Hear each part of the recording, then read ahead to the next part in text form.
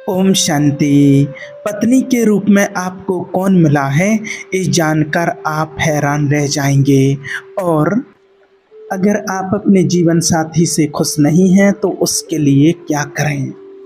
देखिए, आज हम बात करेंगे कि इस जन्म में जो आपके घर में आपकी पत्नी बनकर के आई है वो कौन है।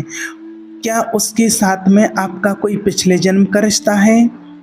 और जो दूसरा सवाल है, दूसरी बात है कि इस चीज़ से लेकर के आज बहुत लोग परेशान हैं इसके लिए, और काफ़ी लोगों ने इसके लिए मुझसे कमेंट भी किया है और कॉल भी किया है। इसीलिए आज का ये टॉपिक लिया है, इस टॉपिक पर आज वीडियो बना रहे हैं। और अधिकतर लोगों के साथ ऐसा हो रहा है, लोगों की लाइफ में प्रैक्टिकल आप लोगों ने अनुभव किया होगा, और ऐसा करते हुए हम देख रहे हैं लोगों के जीवन में ऐसा हो रहा है कि लोग अपने लाइफ पार्टनर से, अपनी पत्नी से या पति से खुश नहीं हैं। तो आखिर उसके लिए क्या किया जाए, उसका कारण क्या है। यानी कि हम जिस सफ़र के होने वाले, यानी कि आपने जिस हम सफ़र के बारे में, होने वाली पत्नी के बारे में सोचा था, उसके साथ अगर आपका संबंध नहीं हुआ और शादी किसी और से हो गई है, तो सबसे पहले देखिए आपको ये बता देते हैं कि देखिए यूनिवर्स में कोई भी चीज़ बिना मकसद के नहीं होती है। और वो इंसान जिसके साथ आप अपनी शादीशुदा ज़िंदगी बिता रहे हैं या बिताने वाले हैं, उससे आपका रिश्ता यूं ही नहीं बनता है। ये सब कुछ पुराने कर्मों और यूनिवर्स का खेल होता है। इस बात को आप अच्छे से समझ लीजिए। ये जीवन के कर्मों का एक चक्र होता है। हमारे जीवन के इस जन्म के रिश्ते हमारे पिछले जन्मों के कर्मों और संबंधों का नतीजा होता है। पिछले जन्म में किसी व्यक्ति से जो प्यार, नफरत, घृणा, गुस्सा या वफादारी का जो आपका रिश्ता था, वो इस जन्म में किसी और रूप में लौटकर जरूर आपको या हमें मिलता है। इसलिए आप इस बात को अच्छे से समझ लीजिए कि किसी भी स्त्री का आपके जीवन में पत्नी बनकर के आना कोई एक संयोग नहीं है, वो आपके कर्मों का एक आईना है जो आपको दिखाया जाता है। और इसे समझने के लिए आपको एक बात और जानना होगा कि थोड़ा आपको पुनर्जन्म को समझना होगा।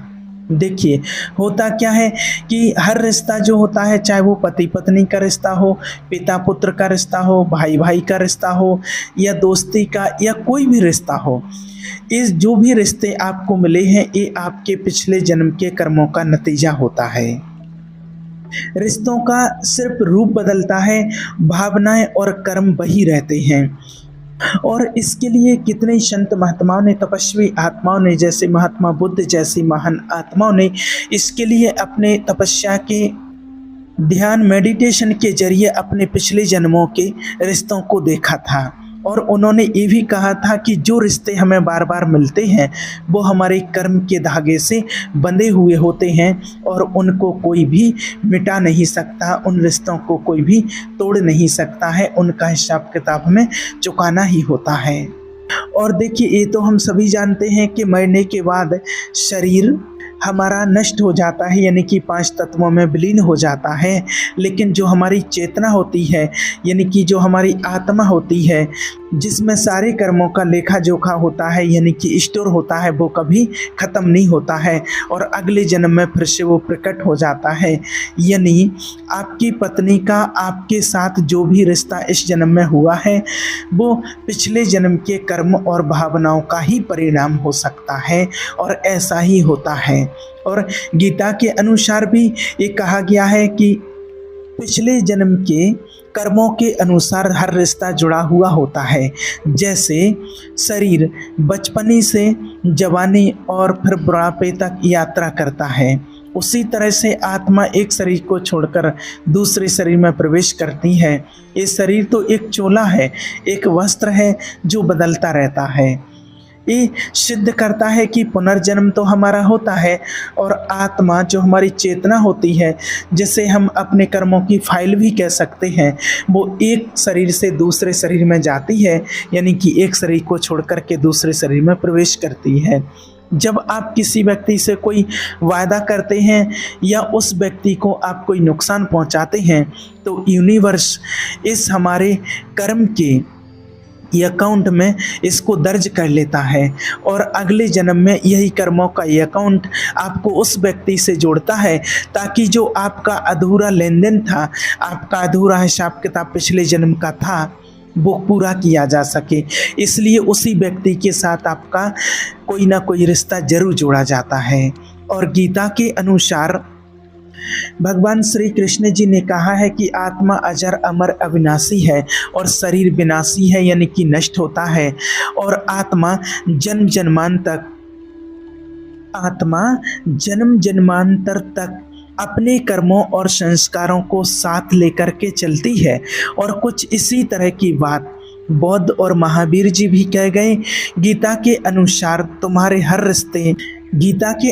आपके हर रिश्ते आपके पिछले जन्म के कर्मों का परिणाम है। कोई हमसे लेने आता है और कोई हमें कुछ देने आता है, यानी कि हमारे वर्तमान जीवन में जो संबंध और परिस्थितियां हैं वो पिछले जन्म के कर्मों से प्रभावित होती हैं। अगर किसी के साथ आपका पिछले जन्म में प्यार का या घृणा का रिश्ता रहा हो तो यूनिवर्स उसे इस जन्म में आपके करीब लाता है। किसी ना किसी प्रकार से उस आत्मा से, यानी कि उस व्यक्ति से आपका मिलन होता है, आपको वो व्यक्ति मिलता है। और शादी इन गहरी भावनाओं को संतुलित करने का माध्यम बनती है। इस बात को सिद्ध करता है कि हमारे कर्म और विचार ही हमारे अगले जन्म और संबंधों का निर्माण करते हैं। गीता में ये स्पष्ट लिखा हुआ है कि आप जिस कर्म को अधूरा छोड़ोगे वो अगले जन्म में आपके साथ आएगा, क्योंकि जब तक आप उसे पूरा नहीं करोगे वो आगे से आगे आपको मिलता रहेगा। एक बात को और आप स्पष्ट रूप से समझ लीजिए, इसको ध्यान से अपने जीवन में उतार लेना कि जहाँ भी आपका रिश्ता हुआ है, शादी हुई है, तो यूनिवर्स सिर्फ आपको लाइफ में एंजॉय करने के लिए ही आपकी ये शादी नहीं कराता है। इसका उद्देश्य बड़ा गहरा होता है। आपका जीवन साथी सिर्फ आपके लिए एक साथी नहीं है, बल्कि आपकी आत्मा के विकास का साधन होता है। उसके साथ बिताए गए आपके जो भी पल होते हैं उससे आपको अपने अंदर झांकने का और कहें तो खुद को सुधारने का एक मौका देता है। ये स्थिति पति और पत्नी दोनों पर लागू होती है। अब देखिए, जो लोग अपने लाइफ पार्टनर से खुश नहीं हैं तो उनके लिए क्या कहना चाहिए। तो आप देखिए, एक बात याद रखना कि अगर आप अपने लाइफ पार्टनर से खुश नहीं हैं तो ज़रा इस बात को गहराई से विचार कीजिए, क्या वास्तव में उसकी गलती है या फिर आपकी कल्पना और हालात का नतीजा हो सकता है।